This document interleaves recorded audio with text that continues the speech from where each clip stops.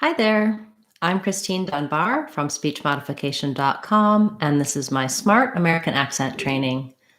Welcome to our Friday live question and answer class, where you can ask your questions about American English pronunciation, intonation, American accent, anything that you need to help you improve your overall communication in American English.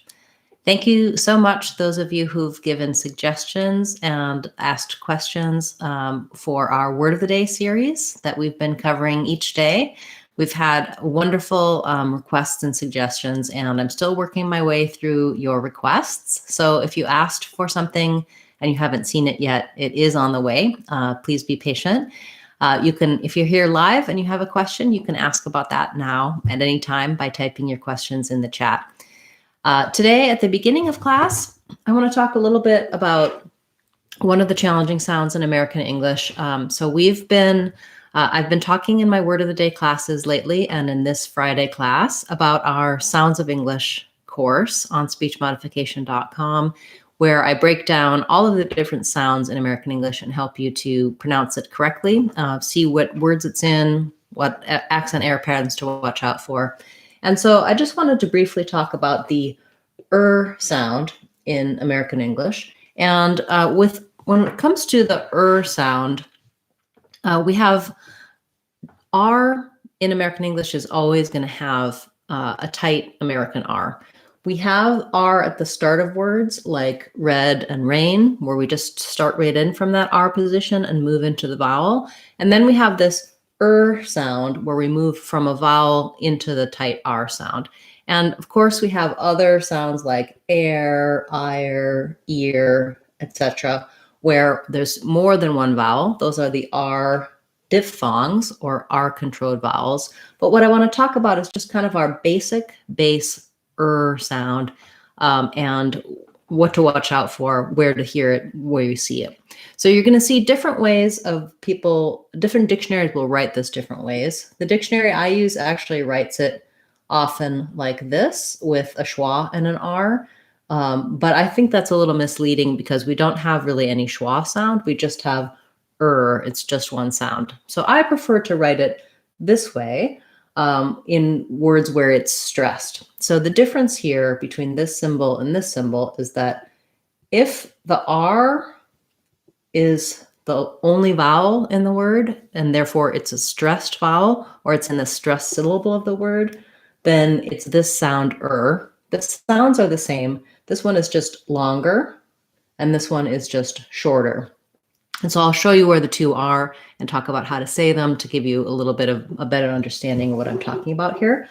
So all of these words, bird, turn, earn, word, they all have the sound, the stressed R. It's the only vowel sound. We hold it long. We have that tight position. But you see how it can be spelled with IR, UR, even EAR and OR. Of course, the obvious ER, like person. Other ways as well. These are the primary ways. And so watching out that just because you see another letter before the R doesn't mean you need to put any other sound there. This is especially true. I hear it in words like word or work or world, that those just have the same sound that we have in were and work, even though the spelling is different. So you may be feeling like, oh, I need to do something different on those, and you just need the tight sound, regardless of how it's spelled. That's one reason why learning the symbols for the dictionary can be helpful, so that you know, okay, yeah, that one's just an It's not an air or an ire or an ear. So the word earn is the same as this word earn, and they both have the sound. Versus, even though this looks like ear, we still say earn. Most of you are probably pronouncing that word correctly, but spelling can have a negative influence on how we think something should be pronounced, so it's useful to know about. Then we also have this unstressed which in American English is definitely an sound. In other dialects of English, this might be pronounced more as a schwa. So in American English, paper, British English, some other dialects of English, more paper, they do more of a relaxed or an R-colored vowel. So thinking of this, the only difference between this and this is that in bird, it's stressed, it's longer. In paper, I have to go quickly and lightly. I don't want to stress that. I don't want to say paper. That would sound strange. Paper.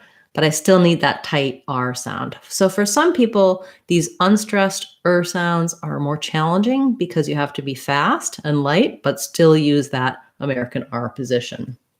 So that's when the is at the end of the word, or in a word like information, because the may syllable is stressed, that that FOR spelling is short and unstressed, information, but it still has that tight sound.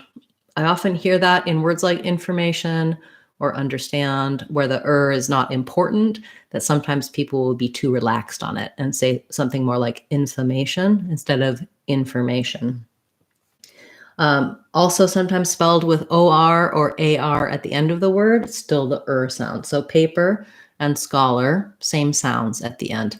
I might see that AR and think I need to do something more stretched out or with more of an vowel, and it's not true.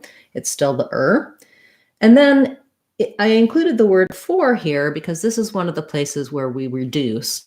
So if I'm saying, oh, that's for you, you can hear how I actually say it more like for, that's for you. If I say that's for you, that would be stressing on the word for. So if I use the or pronunciation in the word for, it sounds, it gives more importance to the word. Generally, that's going to be an unstressed word in the phrase, and it's going to get reduced in American English to this vowel, for. It's for tomorrow, it's for the party, it's for you. Versus who is that for, where the word for is stressed, then I'm going to use the clear or vowel.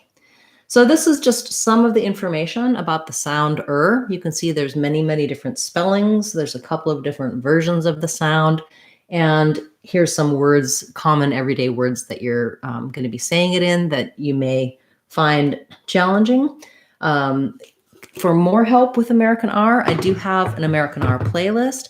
And also we go into a lot of detail on our American Sounds online course on speechmodification.com to help you with the R sound. So thank you for listening to that little mini lesson, and let's go and turn to your questions now.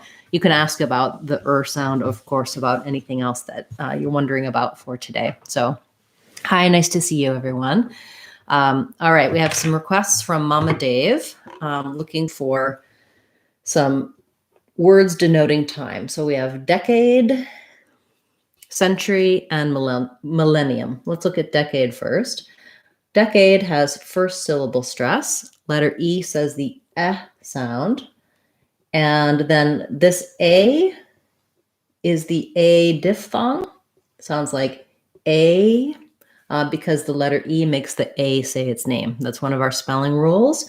And so we want to make sure we have a long A on that, decade. And so I would kind of write it like the word deck, and then maybe the word aid, decade, or decade.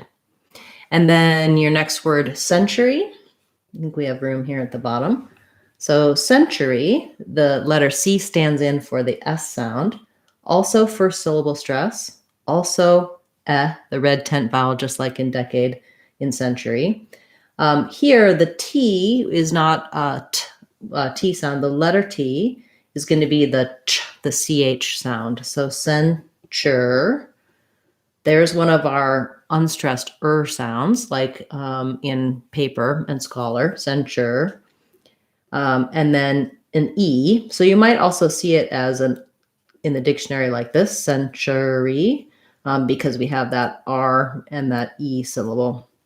So to rewrite century in a way that might make more sense to your brain, I would write it as cent or as century with first syllable stress, century. Good. And then you also asked about millennium. So let's break that one down as well. So we have the spelling, millennium, 4 syllables, millennium, first syllable stress. So the mill syllable is longer. It has the I vowel like in like in the word mill or will or it, mill, millen. I'm going to write two L's here. As we're linking syllables, we're only saying the L sound once, millennium, but as you're breaking it down, it might be helpful to think of it as millennium, just so that you can sequence and put that L in as it's more easy for you. This E is a red tent vowel. And then here's kind of a less common pronunciation for letter I. Usually letter I is going to say I in English, but here's one place where it does say the E sound. And then we have a schwa. So second syllable stress. Sorry, I was saying first syllable stress, and that's wrong.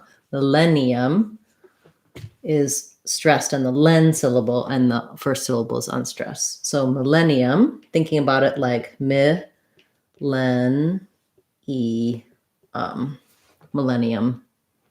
Good. Okay, thank you for that request. Nice to see you too, Isabel.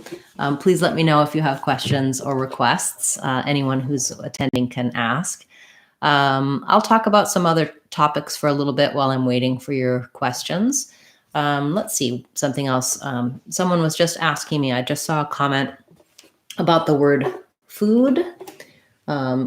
And so her question was feeling like the oo sound in food is different than some of the other oos she notices. And I'm going to say that it is the same oo as in school or pool or other letter O's. Those ideas, those ones have the schwa. So if I'm doing school, I'm gliding before that dark L. So maybe that's part of why you're hearing it's different with food. One thing I would suggest to help you get this vowel in food is to pair it with a word like new, that doesn't have the OO spelling and has the same vowel. So if I say new food, I can feel that I can keep the shape the same for my oo vowel. You could also pair it with a word like you, different spelling as well. So you and food. What you might be noticing on the food is that going from the F shape with the lip to the oo shape affects how the oo can affect how the oo sounds. Also, maybe try the word few.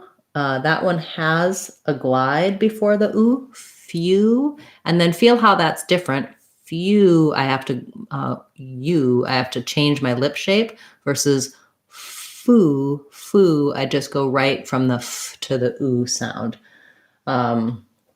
Also with food, if you're having trouble with the oo, you might just try doing ood, starting on oo, so that you have the right shape for the oo sound, and then add your f.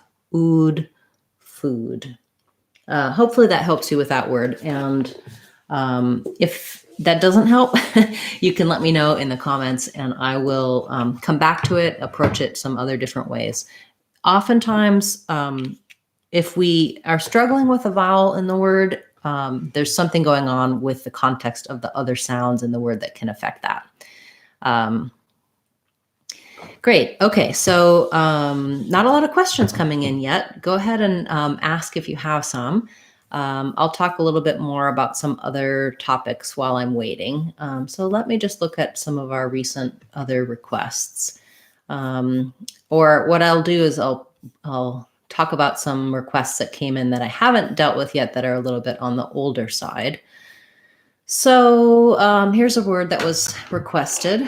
I'll take yours, Mama Dave, first. Mama Dave is asking about scooting. So there's our oo vowel again. And first syllable stress. Because the letter T is between the oo and the I sounds in this word, it's going to be a flap. So it's going to sound a little more like a D, scooting. And then we have our NG sound there. So in the dictionary, you're going to still see it as a T.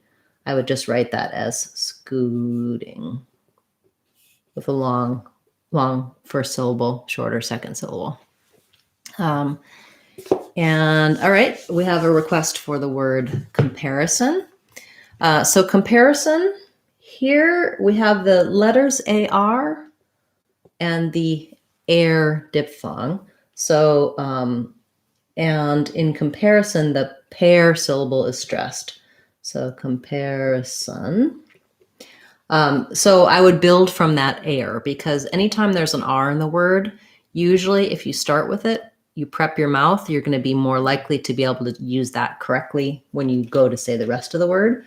Also, I like starting on the stress syllable because it helps me get the rhythm correct. So I would try it just like the word pear, or also this word pear that I eat, or this word pair, like to pair something.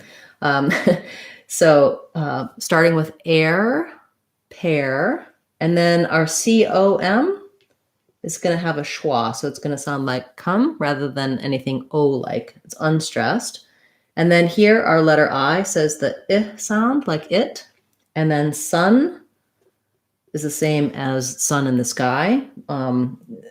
Again, a vowel schwa. So the IPA you're going to see is come, stress, pair, sun, comparison.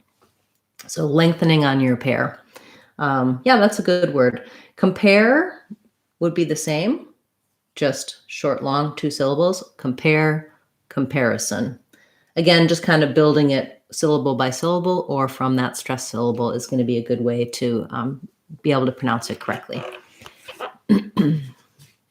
You're so welcome. Thank you for the requests and questions. I learn a lot from you guys as well, so it's really nice to see you here today. All right, so going back to some previous requests, let's look at the word. How about subscription? Subscription. This is another word with second syllable stress. And the challenge here, another R sound. So again, you might want to start from the R. Try the rip syllable, rip, crip, scrip. So that SKR might be a difficult, excuse me, a difficult combination. And then our first syllable, sub, has the vowel schwa. It's unstressed. So subscription. That P we don't release. So I don't necessarily, in the word script, I do the P and the T, script. But in subscription, I go to make the P with my lips, subscription. And then I release right into the TION ending, which is the SH sound and a schwa, or just SH and N directly. So it sounds like sub, script, with not much P, and then shun, subscription. Yeah, so that's a useful word many of us use. Great, I see Anand is asking about axis and axis. I saw your comment on the other video, so I'm glad you're here live so we can cover it right away today. So we have something on an axis, first syllable stress. The letter X can say multiple different things in words, as you know. So in this word, axis, it makes the K and the S sounds like a K and an S, axis. And then this letter I says the S, says the I sound, lacks I, and we have an S at the end, axis. So axis of the X axis and the Y axis, and that's what I think of when I think of I think of geometry or math and the axes, the axis. Versus access, I have access to something. The main difference here, it's also got first syllable stress. So for this one, I would kind of write it like axis. I'm thinking of the word cis. For access, again, first syllable stress with a vowel a, like black cat, same K sound, but I would say it has more of the ac being the first syllable and ses being the second syllable. So I think that one has the red tent vowel, access. versus axis. The difference is this is going to be a lot shorter, have the high front I vowel, axis, versus I'm going to access the door. That's the access to the outside. We have more, a little more length and a more of a clear vowel on the second syllable. Can you please give me access to the document? So very similar, very close to one another. And this is one place where the vowel does matter. Sometimes in the unstressed syllable, whether I do an I or an or a schwa doesn't matter so much. In this case, to be able to tell the difference between the two, it's useful to have that distinction. So you might think about it like access is, the axis is, and this one is access. I'm trying to think of another word with access yet, for example. I don't have access yet. Versus the x-axis is.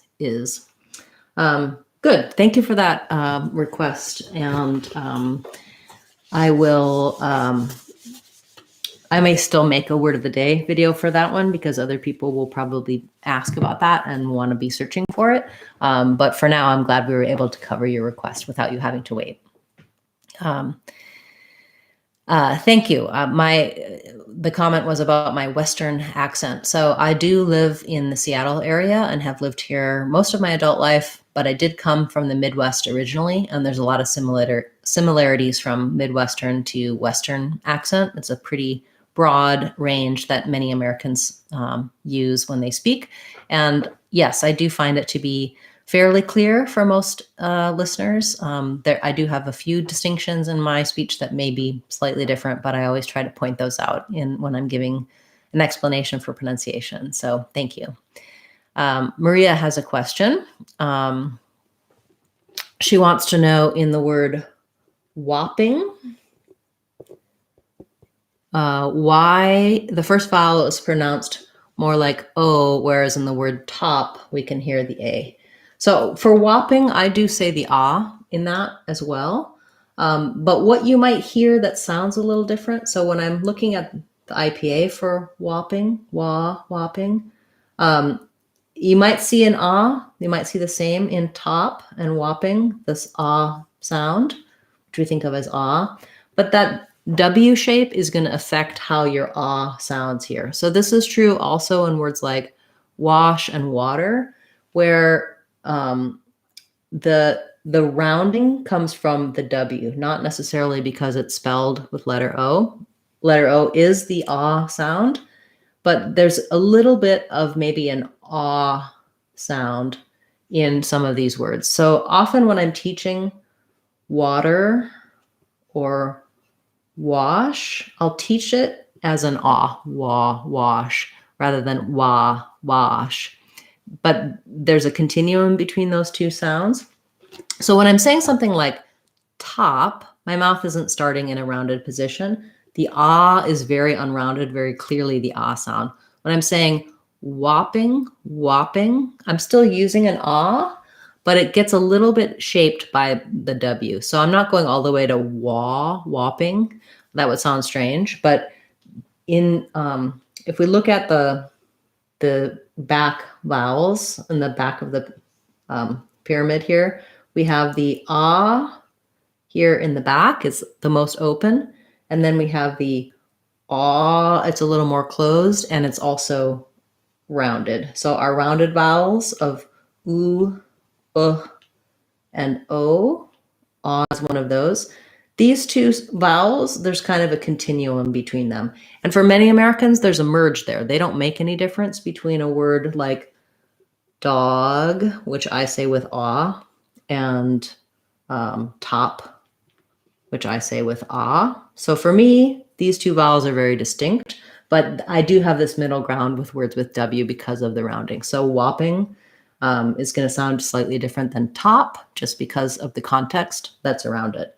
That's a great question. Thank you. I'm glad you asked it because I often find it's a little bit challenging to hear the vowel in those words that are either an ah or an ah, and then especially when there's a W involved, I believe there's kind of an in-between the two vowel that we use in those kinds of contexts.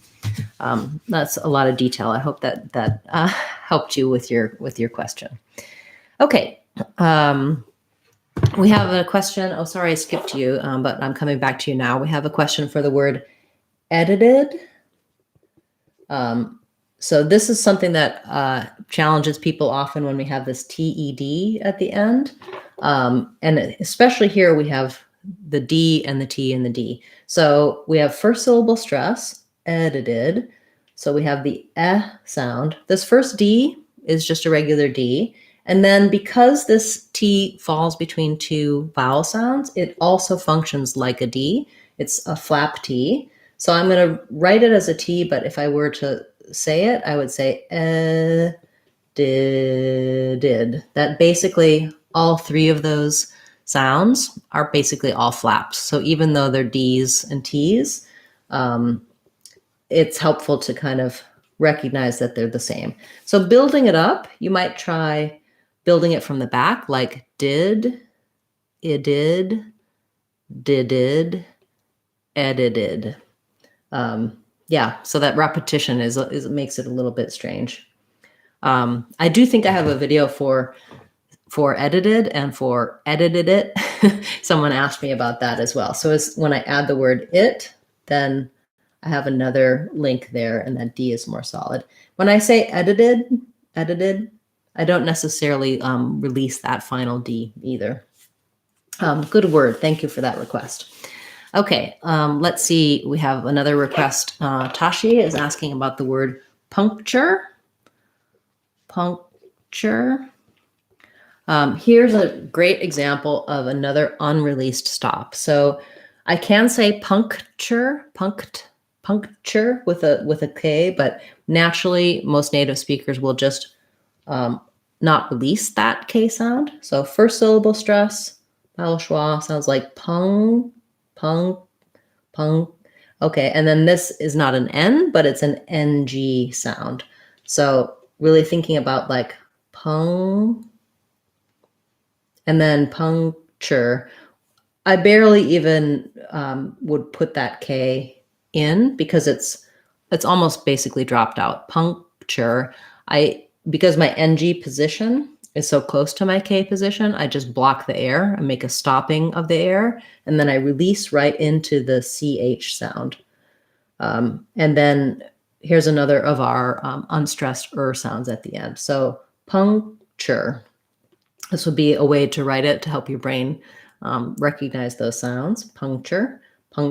What I don't want, though, is don't go hold this long. Not puncture, but puncture. I have to make sure I stop that. So kind of thinking the K sound might be helpful. It had a puncture. The tire had a puncture. Yeah, that's a tough word. Thank you for that request. That's definitely something that I had to think about for a few minutes to think about what were the sounds in that one. Good. Okay, some more requests. We have a request for the words Pilates, tubing, and tote. So Pilates has kind of unusual pronunciation because it's either a made-up word or it comes from another language. So we have second syllable stress with the ah sound. Our first syllable is very short, light I sound, Pilates. And then we make that T into a flap, sounds a little bit more like a D. And then the final S says a Z sound, Pilates. And then for tubing, we have the oo vowel, first syllable stress, and then just our standard ing after the B. So I would rewrite that as tubing, length on the two. Then your third word was tote. So tote is just going to be the O. Make sure that your O is a diphthong, that you hold it long. The first T, tote, has a puff of air. The last T is unreleased. So it'll sound like tote. I won't necessarily say tote with a clear T at the end. The T is then going to follow the rules for American T. So if I'm saying the tote is, I'm going to turn it into a flap. The tote has, I'm going to use a stop T, or just tote by itself. I'll either use stopped or released T, tote. For more details about American T, you can check out our Sounds of English course. We go through all of the different scenarios of what T does, middle of words, ends of words, when it links to a vowel sound, when it links to a consonant sound. T is one of the most complex but useful sounds to know about, how it interacts with other words and sounds, because it's a real strong part of what makes the American accent versus other dialects of English, how they pronounce the T's. Thanks for that request. Great. Okay, so yes, I will get to your ice and eyes, and then I'll come back to do study and steady. So for ice and eyes, the difference is in the final sounds. So ice has the I diphthong and an S, and eyes has the I diphthong and a Z. And so the sound are voiced here in eyes. So like my eyes are, I should hear it sound like eyes are. I should hear that Z when I'm linking. But when I'm saying them by themselves, that Z is not as strong. The main difference there is that I want to hold the vowel longer in eyes, and in ice, the vowel is going to be shorter and I'll have a strong S, ice. Eyes, I have a weak S or a Z and a long vowel. So please get me some ice. Those are my eyes. You can hear how I'm holding the vowel a lot longer, and that helps you listen to the difference between the two. I do have a video specifically on words like ice and eyes that talks about the S versus the Z sounds at the ends of words. So you might want to check that out. I forgot to mention earlier, but after class, I will go in and leave a comment with all of the different things we covered today with timestamps, so you can see where the answers to your questions are.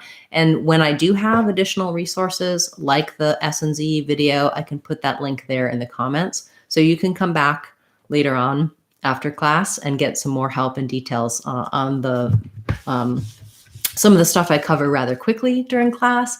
And I know you may have additional questions about it, and these other videos will help you. You can also check those out in our online courses. But if I have a specific video here on YouTube, I'll try to redirect you to that. Okay, thank you so much. So then we had a request for study and steady.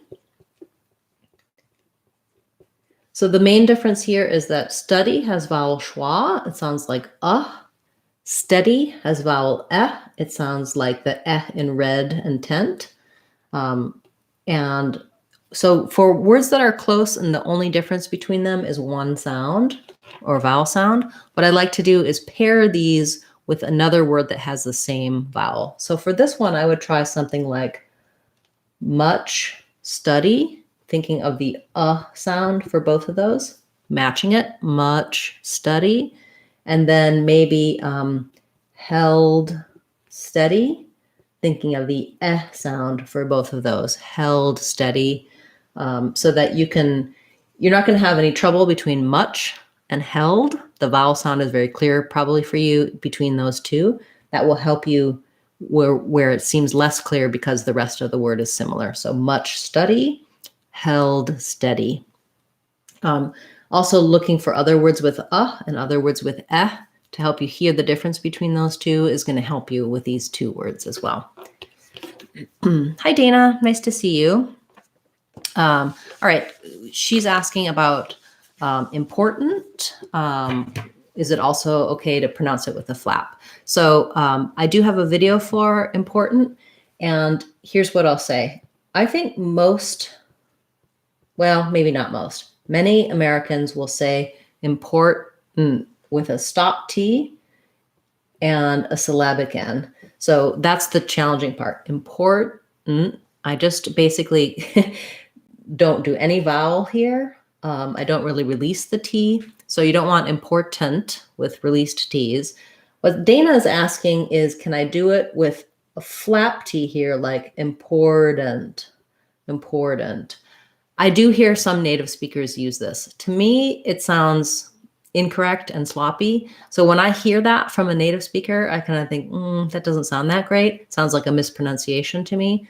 That might be my bias. Maybe important is more common than I think, but to me, it's more sounds more correct and more native like to say important, even though it's challenging. I would say if you had to choose between important and important with pronounced T's, this is important is going to sound maybe more native like. So I probably just have a bias against that. I definitely use the stop T's for that word, but I certainly hear Americans and other native speakers use important instead of important. So yeah, thank you for that question. For both of you who asked about important. Yes, using those two stop T's is not that easy. So, so we had a question about the contraction for will not, which is won't. And so that has the O vowel, won't, and then a stopped T generally. So you might not even hear that T at all. You won't hear it, won't. But what I do is I make that N sound very short. I can also say won't. I won't. If I'm saying just that word and ending on the word won't, I might use a little T. More often though, I won't. I'll just say a short N. I won't go. I won't do that. I won't know for another week. So yeah, it's kind of weird. It's similar to how we say can't. On can't, you often won't hear that T sound. People will just use a short N and they'll stop the air with the tongue. Can't. I can't do it. I won't do it. I don't know. Same thing for don't. So that's for do not, cannot, and will not. Those are tricky. I do have a video for can and can't that will probably also help you for won't. And I've been thinking I should make a video for won't and don't because it's very good to use contractions. If I say I will not, it sounds too formal and it sounds a little bit harsh, like, oh no, I will not. Because Americans won't say that. They'll say I won't in almost every case. Same for do not. We don't say I do not. We say I don't.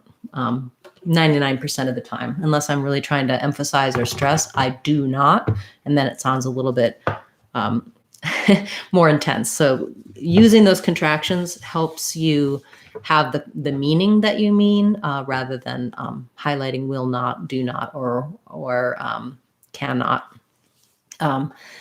Great. Okay. We have a request about what is the meaning of the expression yo. So it just means hey, hi. It's kind of from you, like, hey, yo, talking to someone like saying, hey, you, or getting someone's attention. So in other languages, they'll say you. If we say you, that sounds kind of rude, but yo is a little bit more friendly. It isn't really used professionally, but in casual speech, it's a typical American thing. Yo, like, hey, get your attention. Yeah, that's a good question. All right, and then I'm going to take a couple more quick questions, and then I have to go and wrap up for today. So we have a question about the words so and show. So the difference here is so has the S and show has the SH. So when I'm saying so, I have a narrow band of air coming out. My tongue is down behind my teeth, close to the front of my mouth.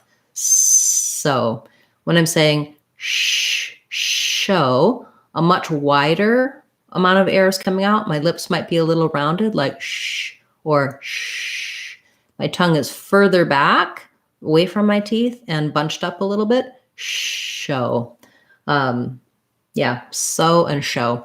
I do plan to make a video highlighting the differences between the S and SH. And I have some other videos like for she and she that talk about the same phenomenon in more detail. So I'll put the links for those in the comments after class so you can check those out and get a little more help for your pattern.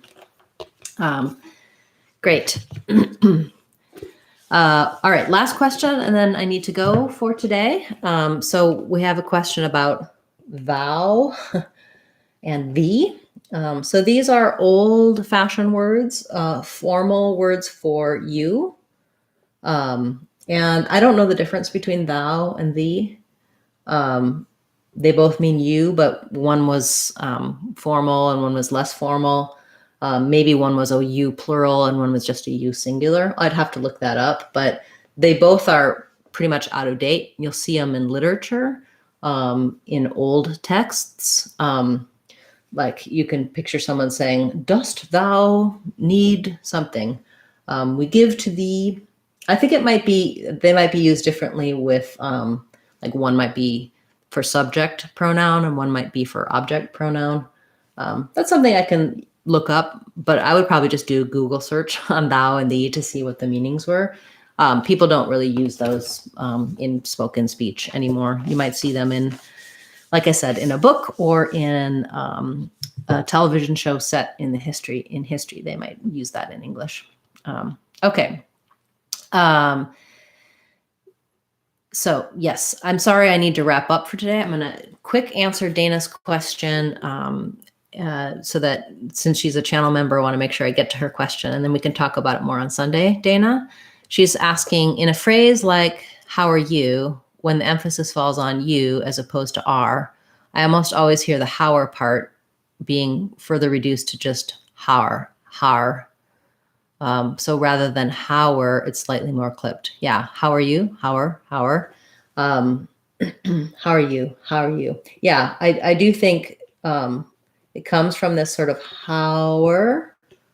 How are you? But yeah, we do kind of get rid of some of that diphthong on how, I would say. So technically it's like this, hower.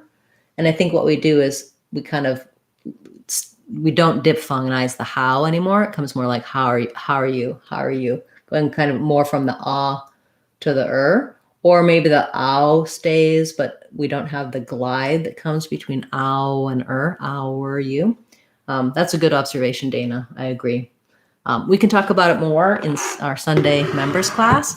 So for those of you who might be new to the channel or who don't know, we do offer channel memberships. So you can join as a channel member, and we have this same class that we do on Fridays. We have it again on Sundays for a smaller group. The other advantage for channel members is that they can ask their questions at any point during the week, and I'll cover them for them on Sunday, whether or not they can attend that class. So even if they can't make it live, they can watch the replay and get the answers for their questions. Channel membership is just a way to support the channel, and I very much appreciate those of you who have joined as channel members, and thank you also to those of you who have subscribed. And thank you so much, everyone who came to class today. If you're watching this live, or if you come and join as the replay, do feel free to ask your questions. If you're watching the replay, just leave me a comment and I'll direct you to resources, answers, videos that I have for you. Or if I don't have a video for you already, I'll add it to my list to cover in a future class. We'll be back again tomorrow with our Word of the Day series, as well as next Friday, we'll have another live question and answer class. You might want to consider coming and joining to become a channel member, and then I can see you on Sunday morning for our Sunday morning class. Thanks, everyone, and have a wonderful weekend. I really appreciate your support. I'm Christine Dunbar from speechmodification.com. Remember, if you want to sound like a native speaker, you can do it. speechmodification.com. Bye, everyone. See you soon.